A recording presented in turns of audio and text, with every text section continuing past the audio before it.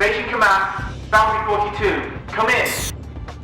The thing that excites me the most about Squadron 42 is the chance to create a cinematic and immersive playing experience that hasn't been seen before. A brand new game, right from the start. There's a lot of people out there, chomping at the bit, and it's going to be, it's going to be a huge game. It's really a chance with the technology going PC only to really deliver something spectacular. When Chris came to me originally, he said that the universe of video games and the technology and software had caught up with his desire to make character-driven games.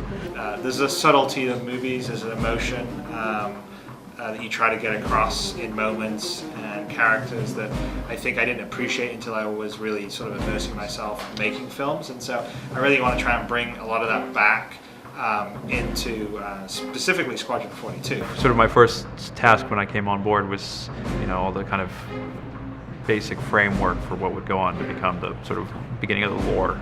The first big challenge has been nailing the big story outline. To create a strong framework for the story for Squadron 42 that's going to drive the game along, and also working with all the various offices that are around the world. We have to write character work and relationships for people over whom we have no control at all, which is a fascinating challenge. It's tough because you need to have a story that can shift and change based on how the player plays it.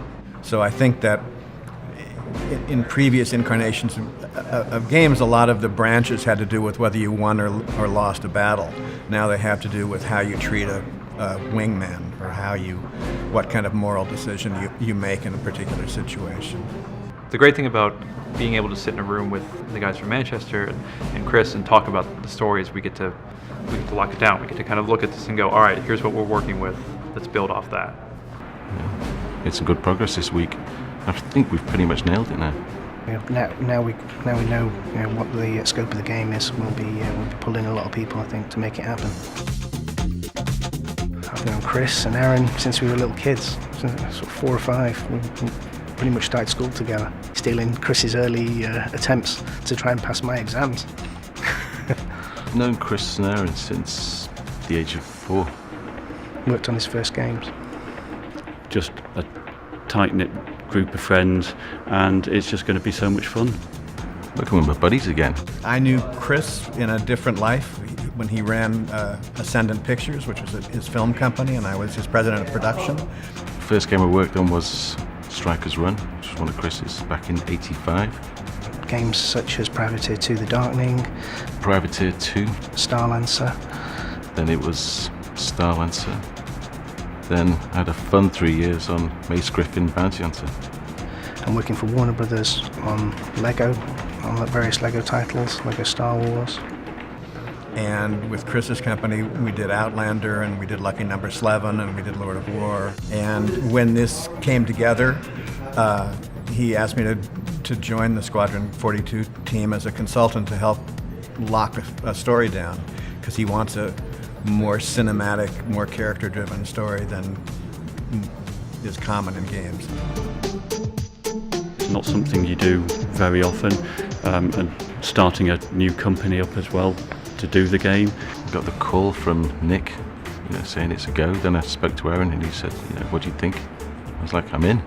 It was a weekend that Aaron rang me, and I had the family round, so I had to kind of drop a Sunday dinner to take the call. And it was only when they were driving back to the airport, they happened to mention the idea of us doing the game. Time for a new challenge. Yeah, it doesn't come any bigger than this, does it? An opportunity we just couldn't turn down.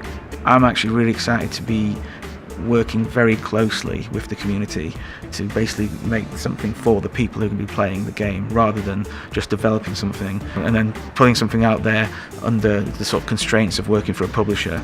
And in terms of the way we're doing it now, we get to basically, work direct with people. We spend a lot of time on the forums, understanding what people want and what they feel, and basically where they want to go. And obviously we have a very clear direction we want to take it, but also it's great to also get that feedback from other people as well. Something that can be extra special given the sort of support from the community. We are making a game for the people. I think that this company has completely reinvented the model of how to make media, frankly. I think that it's important to see opportunity, that the world is there to be reinvented. We're working very hard to make sure that the story and the immersion and what we bring on Squadron 42 is going to really create a fantastic introduction to Star Citizen. So I'm really kind of looking forward to advancing that level of sort of cinematic engagement that I did with Wing Commander with Squadron 42. And so, as far as I'm concerned, Squadron 42 is going to be what I would be making a next-gen Wing Commander of, all by itself. So it should be, just by itself, as good as any $60 retail AAA console game, and then you're going to have all the Star Citizen Persistent Universe on top of it, so and I won't be satisfied with anything short of that. Because it's so important that this Squadron 42 will lead the players into the Persistent Universe, and we want to make sure that that first glimpse of the universe absolutely blows people away.